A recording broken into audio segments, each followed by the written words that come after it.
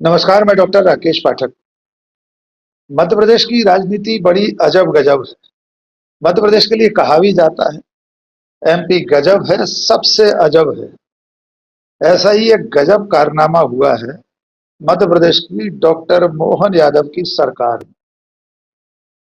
मोहन यादव के मंत्रिमंडल का विस्तार हुआ है और कांग्रेस छोड़कर आए रामनिवास रावत कैबिनेट मंत्री बनाए गए। आज उन्होंने शपथ ले ली। लेकिन रामनिवास रावत को लेकर कई मजेदार बातें हैं जो आज हम आपको इस शो में बताएंगे। रामनिवास रावत 6 बार के विधायक हैं। ग्वालियर चंबल अंचल में श्योपुर जिले की विजयपुर विधानसभा सीट से वे चुनाव जीतते रहे। लोकसभा चुनाव भी लड़ा था लेकिन हार गए। लेकिन जिस भारतीय जनता पार्टी में बीजेपी की सरकार में वे मंत्री बने हैं, उसमें वे सिर्फ 2 महीने पहले शामिल हुए थे, यानी लोकसभा चुनाव के समय। और भी हैरत अंगेज बात यह है कि रामनिवास रावत राष्ट्रीय स्वयंसेवक संघ की तुलना आतंकवादी संगठन तालिबान से करते रहे। उन्होंने 2 साल पहले एक इंटरव्यू में कहा था कि राष्ट्रीय स्वयंसेवक संघ यानी आरएसएस एक तालिबानी विचारधारा का पोषक संगठन है। वे रामनिवास रावत आज की तारीख में बीजेपी सरकार में मध्य प्रदेश में कैबिनेट मंत्री बन गए। आइए आपको उनके मंत्री बनने के शपथ समारोह के नजारे दिखाते हैं। इसमें भी एक मजेदार बात हुई थी। उन्हें 2 बार शपथ दिलाई गई आज। पहले जब उन्होंने शपथ ली तब वे मंत्री पद को राज्य मंत्री कह गए, जबकि उन्हें कैबिनेट मंत्री बनाया गया है। तो पहली शपथ होने के बाद थोड़ी देर बाद जब इस बात का ध्यान गया अधिकारियों का और राजभवन के लोगों का कि उन्होंने राज्य मंत्री शब्द बोला है, तब उन्हें दूसरी बार शपथ दिलाई गई। आइए आपको दोनों शपथ क्रमशः दिखाते हैं। पहले जब उन्होंने राज्य मंत्री कह दिया और फिर वे दोबारा मंत्री के रूप में शपथ लेते हुए दिखाई दिए। ये नजारा देख लीजिए। मैं रामनिवास रावत ईश्वर की शपथ लेता हूँ। मैं जिम्मेदार स्थापित भारत के संविधान के प्रति सच्ची श्रद्धा और निष्ठा रखूंगा। मैं भारत की जनता और अखंडता अक्षुण्ण रखूंगा।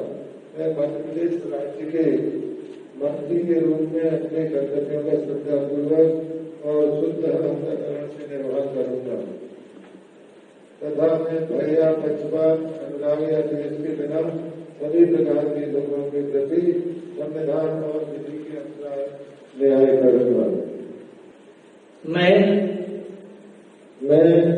रामनिवास रावत ईश्वर की शपथ लेता हूँ।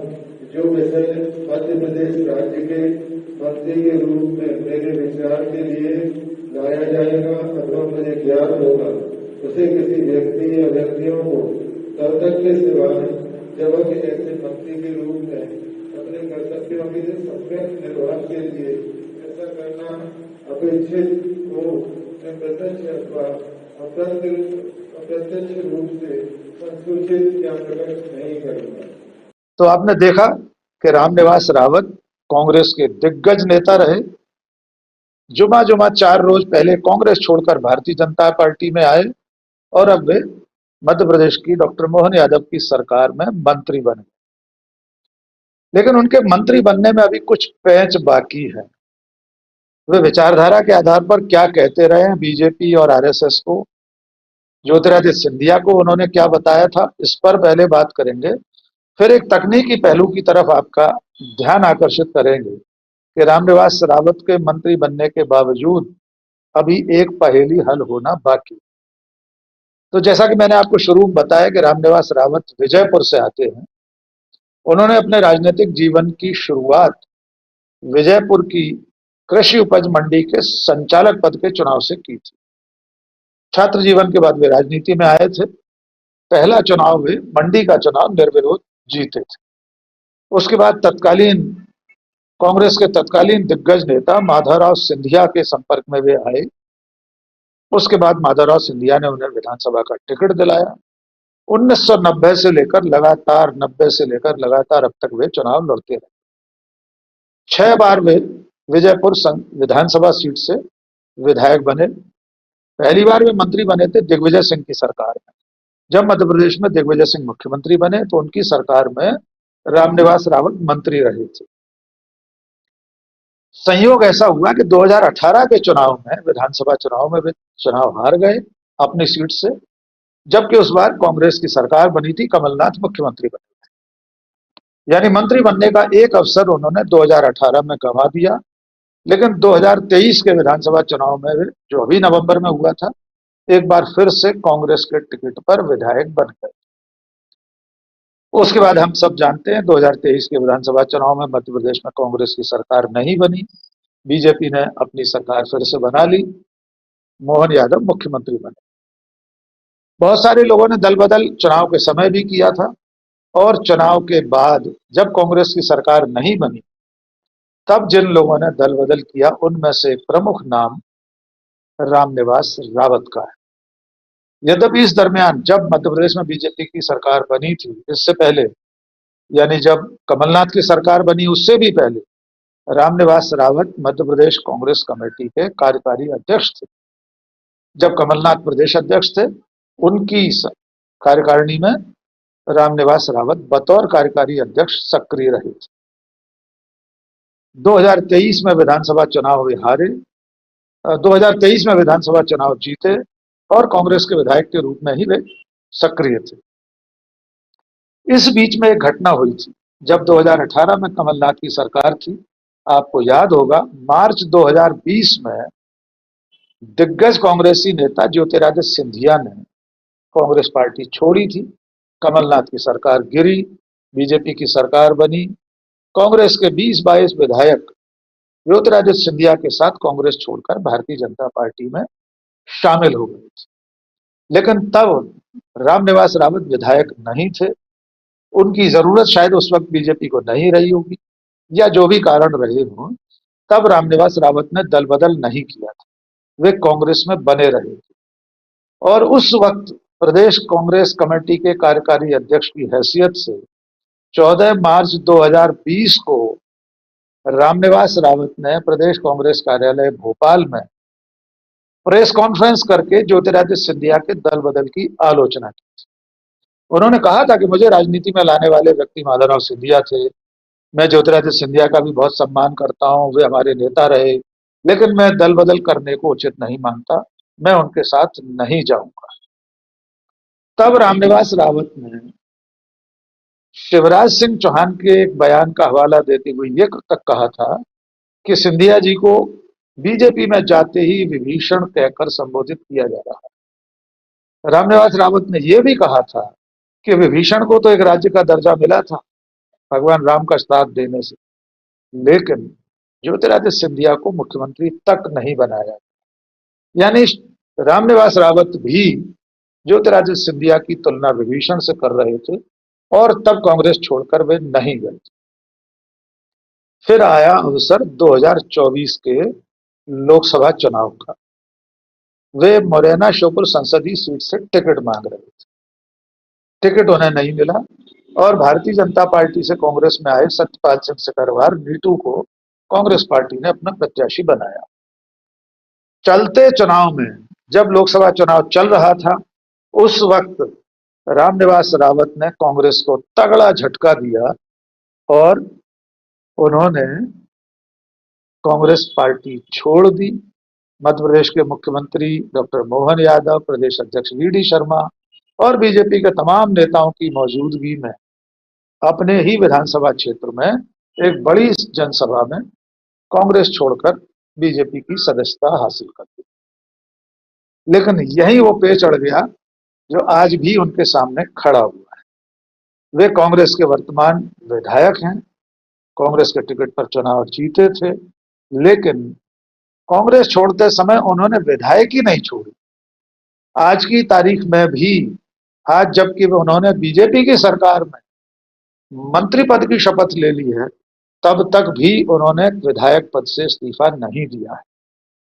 दल बदल कानून के तहत कांग्रेस ने विधानसभा अध्यक्ष को ज्ञापन दिया है, उनकी सदस्यता निरस्त करने के लिए आवेदन किया है, निवेदन किया है स्पीकर से मध्य प्रदेश विधानसभा के, क्योंकि दल बदल कानून ये कहता है कि आप अगर अकेले इस तरह दल बदल कर रहे हैं तो आपकी सदस्यता समाप्त हो सकती है। मजेदार बात यह है कि जब उन्होंने दल बदल किया था, तब उन्होंने जब ये समस्या पैदा हुई, ये संकट आया कि वे पार्टी बदल चुके हैं लेकिन विधायकी नहीं छोड़ी है, तब उनका भविष्य क्या होगा। तो एक मौके पर दल बदल के बाद वे ये तक कह चुके थे अखबार को इंटरव्यू में कि मैं तो अब भी कांग्रेस में हूं, जबकि मंच पर बीजेपी की सदस्यता ले चुके थे। बाद में जब पार्टी ने ऐतराज किया तो उन्होंने शिवपुर में एक कॉन्फ्रेंस करके फिर ऐलान कर दिया कि वे भारतीय जनता पार्टी में शामिल हो चुके हैं, लेकिन विधायक पद से इस्तीफा कब देंगे इसका स्पष्ट उत्तर उस वक्त भी उन्होंने नहीं दिया था।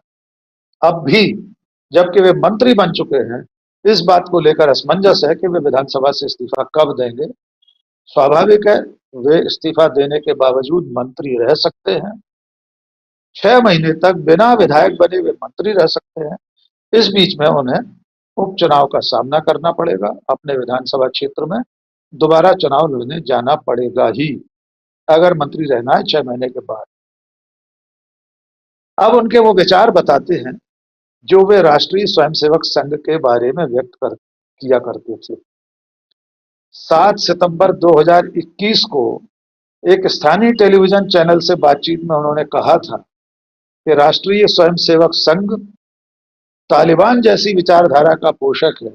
वो एक साइलेंट संगठन है जो तालिबान की तरह काम करता है। वो सांप्रदायिक सद्भाव बिगाड़ने का काम करता है और एक षड्यंत्रकारी संगठन है। रामनिवास रावत ने आरएसएस को, जो भारतीय जनता पार्टी का पितृ संगठन है, उसे एक षड्यंत्रकारी संगठन कहा, सामाजिक सौहार्द को बिगाड़ने वाला काम करने वाला संगठन बताया। उसकी साइलेंट विचारधारा है, नाजीवादी सिस्टम के तहत काम करती है आरएसएस, और तालिबान की विचारधारा का पोषक भी है। यानी आज की तारीख में रामनिवास रावत जिस पार्टी की सरकार में मंत्री बन गए, उस पार्टी की मूल विचारधारा को वे तालिबानी विचारधारा बता चुके। वे अपने नेता जिनके खेमे के वे गिने जाते थे, माधवराव सिंधिया, ज्योतिरादित्य सिंधिया, उनकी तुलना भी वे विभीषण से कर चुके हैं। लेकिन कुछ सियासी दांव पेच ऐसे होते हैं जो दूसरे नजरिए से भी घटनाक्रम को समझने का इशारा करते हैं। ज्योतिरादित्य सिंधिया भारतीय जनता पार्टी में आ गए, राज्यसभा में पहुंच गए, केंद्र में मंत्री हुए, और अब तो वे राज्यसभा के बाद इस्तीफा देकर गुना शिवपुरी संसदीय सीट से लोकसभा में भी पहुंच गए। इसके बावजूद जो क्षेत्रीय राजनीति है ग्वालियर चंबल अंचल की, उसमें शक्ति संतुलन के लिए ज्योतिरादित्य सिंधिया के खिलाफ जो बीजेपी में खेमे हैं, उनमें नरेंद्र सिंह तोमर का एक खेमा है जो इस वक्त स्पीकर हैं, मध्य प्रदेश के विधानसभा अध्यक्ष हैं। वीडी शर्मा है जो मूलतः मुरैना के रहने वाले हैं, खजुराहो से सांसद हैं, वे प्रदेश अध्यक्ष हैं बीजेपी के। खुद शिवराज सिंह चौहान, डॉक्टर मोहन यादव, इन सब लोगों से बहुत सीधा सीधा आपसी तालमेल का कोई बहुत गहरा नाता ज्योतिरादित्य सिंधिया का नहीं। राजनीतिक विश्लेषकों का, प्रेक्षकों का मानना यह भी है कि ग्वालियर चंबल अंचल से ही सिंधिया के साथ दल बदल नहीं करने वाले रामनिवास रावत को अब मंत्री बनाकर सीधे सीधे सिंधिया को भी बीजेपी में एक चुनौती जैसी देने की कोशिश की गई। यानी सिंधिया विरोधी खेमे को ताकत दी जा रही है ग्वालियर चंबल अंचल। खुद सिंधिया के खेमे के मंत्री भी गिने चुने हैं इस वक्त, बाकी जो मंत्री हैं वे उनके खेमे के नहीं हैं। तो आज के इस घटनाक्रम में दिलचस्प बात यह है कि रामनिवास रावत दशकों तक कांग्रेस में रहे, आजीवन कांग्रेस में रहे थे। वे ज्योतिरादित्य सिंधिया के समय भी उनके साथ नहीं गए थे, कांग्रेस नहीं छोड़ी थी, लेकिन अब लोकसभा चुनाव में मुश्किल से 2 महीने पहले बीजेपी ज्वाइन की और अब वे मंत्री बन गए। आरएसएस को लेकर जो विचार रामनिवास रावत के हुआ करते थे, उसको लेकर कांग्रेस के नेता के मिश्रा ने, जो कांग्रेस के मीडिया सेल के चेयरमैन थे, पहले वरिष्ठ नेता हैं, उन्होंने ट्वीट करके सवाल पूछा है। उन्होंने कहा है कि मैं आपका बहुत सम्मान करता हूं, लेकिन जो विचार आपके तब थे कि कांग्रेस तालिबान आरएसएस तालिबानी विचारधारा का पोषक है, और अब आप कह रहे हैं मंत्री बनने के बाद कि मैं बचपन से आरएसएस के संस्कारों में पला बढ़ा हूं, ये परिवर्तन कब और कैसे हो? तो कुल मिलाकर जो रामनिवास रावत कल तक आरएसएस और भारतीय जनता पार्टी के मुखर विरोधी थे, कांग्रेस के बड़े और दिग्गज नेता थे, वे आज की तारीख में मोहन यादव के मंत्रिमंडल में मंत्री हैं। लेकिन इस सवाल का उत्तर अभी मिलना बाकी है कि वे विजयपुर विधानसभा क्षेत्र से विधायक के तौर पर जो सीट उनके पास है, विधायकी जो उनके पास है, उससे कब इस्तीफा देते हैं और कब उपचुनाव में वे जाते हैं। जब वे इस्तीफा इस्तीफा देंगे, उसके बाद निर्वाचन आयोग वहां पर उपचुनाव की घोषणा करेगा। आज के इस वीडियो में बस इतना ही। बहुत बहुत शुक्रिया। जय हिंद।